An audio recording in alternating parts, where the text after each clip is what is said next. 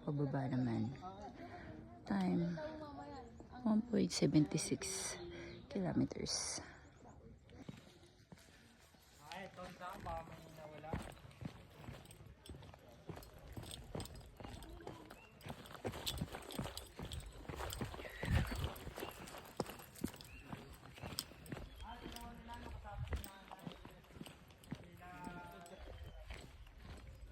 Ang daming tao ngayon. Madali lang naman sana to kung hindi masikip yung daanan. Sobrang sikip kasi. Tsaka sobrang bagal ng mga tao. Look, ang mga tao ngayon. Oh. Dami yan. Pero ang ganda. Babalikan ko to pagka weekdays. Mas maganda. I think peak to. I think peak number 1. Doon tayo sa straight na daan.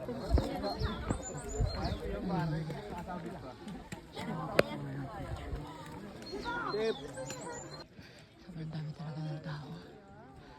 So, dito yung mga campsite.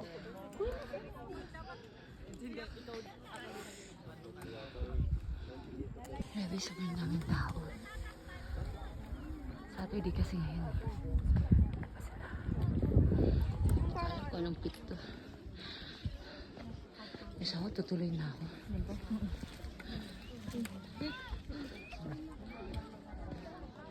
Init. Ito yung open trail nila. Grabe, sobrang daming tao. Tingnan mo naman, napakadami. Diyos ko po. Gusto ko nang dumiretso sa makauwi. Wait. Anong summit yun? Hindi ko alam. Pero alam mo, Tapos may mga pumupunta rin din doon. kalahati lang, 1/4 lang yun. Kasi ang habang ng Tingnan mo naman ang tao. Sobrang dami.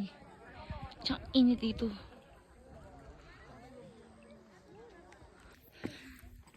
Ay, ang mahirap dito, ito, yung mga open trail. Sobrang init. Time check, 9 o'clock na ata. So, walang lilim. Ayan o. Kaya nauna na ako sa kanila kasi mainit. Good thing. Ay. Tinanggal ko na yung jacket ko. Kinancel ko yun. So, dapat pala ito na lang ginamit ko. Arm sleeve. Anyway, okay lang. Pero mainit talaga. Nakaka 4 kilometers plus pa lang tayo. Oras na. Ang tagal ng mga picture. Saka, daming tao talaga. Saturday kasi. So, maganda talaga dito weekdays. Okay.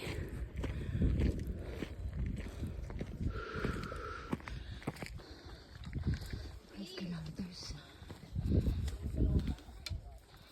We're here at peak 2 kasi may CR na. Pila kayo guys sa may tubig. Yun na, may iska din dito. Snack dito. Sige kuya. Wait lang. Ito yung second peak. Kaming tao? May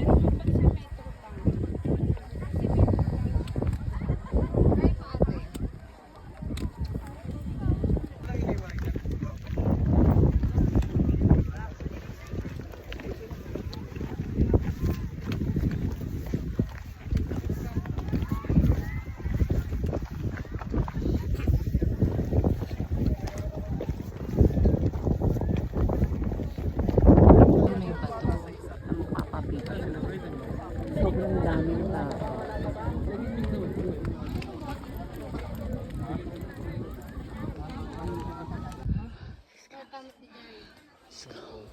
Talang bawa ni Jari.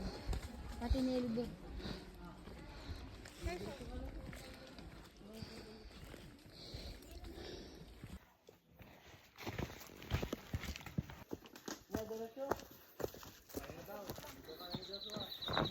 Ngay, video mo to no?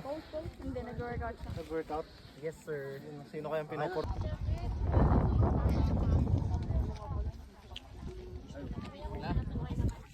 Mga daming tao. Yung mga kasama ko hindi ko pa nakikita.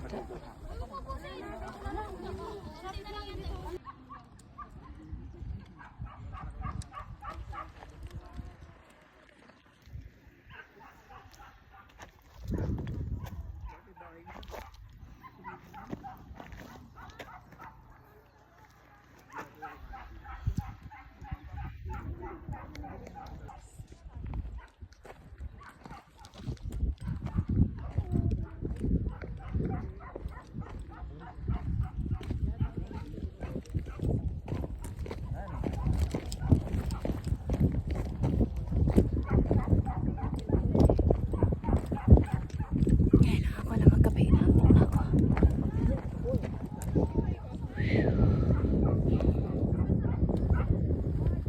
Kilometers eh. Buti na lang tuyo yung daan kasi kung maputik to mas mahirap. Ayan.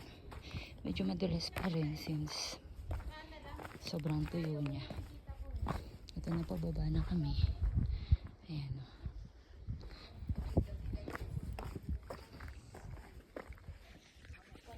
Ako pala. Ako lang mag-isa kasi. Nauna na ako. Naantok na ako sobra. Hindi naman wala yung antok ko sa chocolates and soft drinks. Kasi I'm so sleepy. Wait lang.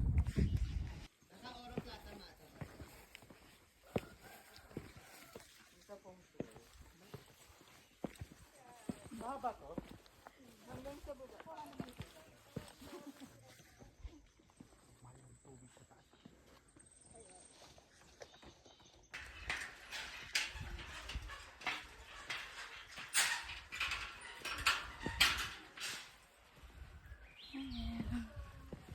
Part na to.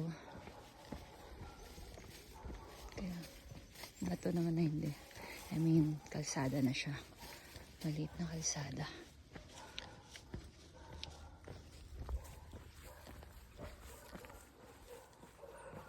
Mag-isa na lang ako.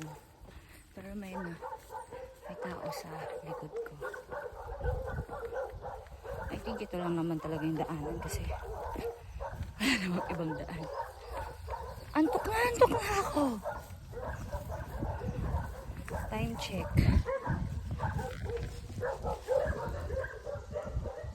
12:57. Hindi mawala yung antok ko.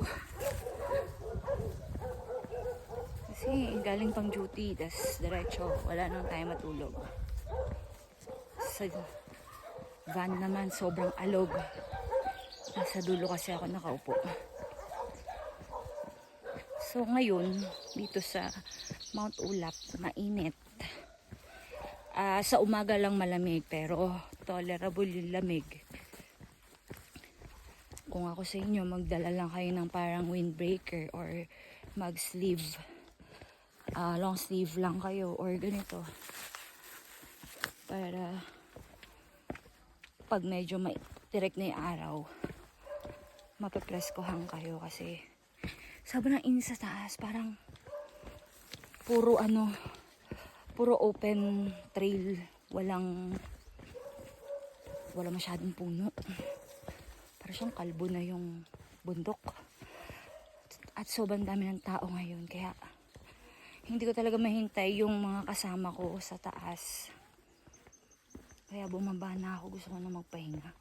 Gusto ko lang matulog. Doon ko na sila hihintayin sa van. Or sa labas. Kaya makapagkape ako. Nandito na ako sa dalawa yung daan. Hindi ko alam kung saan. Dito o dito. So, hintayin ko sila kung saan banda. Wait lang. Dito ba? O dito? Hindi ko alam. So, sunod natin yung ating instinct.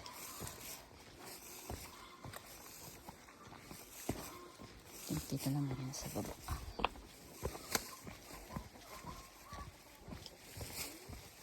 Sabi niya may pababa tapos may paakyat.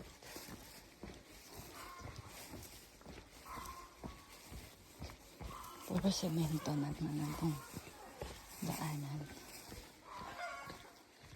Ito yung pangalawang hanging bridge. I'm scared.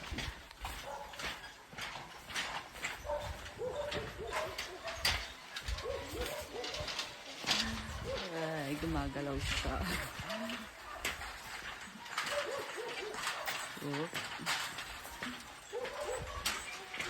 Aray ko.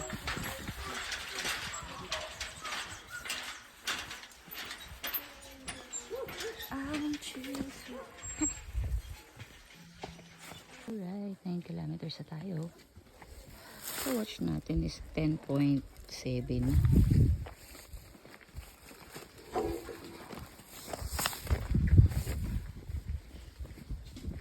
Ay, sige po. Ay, lang. Yan yung pangatlong. Mas maliit to. Ay, shucks. Don't move too much. Oh my goodness. Ay, sobrang alog. Ay ko.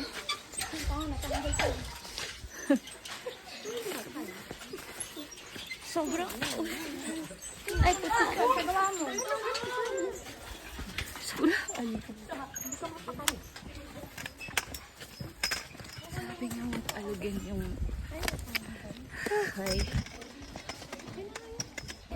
Nakapagpahinga na rin pala ako dito, nakaligo at nakapagkape. Then may piso wifi din dito at nakaidlip na rin ako dito. Napansin ko yung mga aso, parang may mga breed at saka super behave lang nila. Ito lang yung mga pictures na nakuha ko during my hike. Sobrang tipid lang at sobrang konti lang.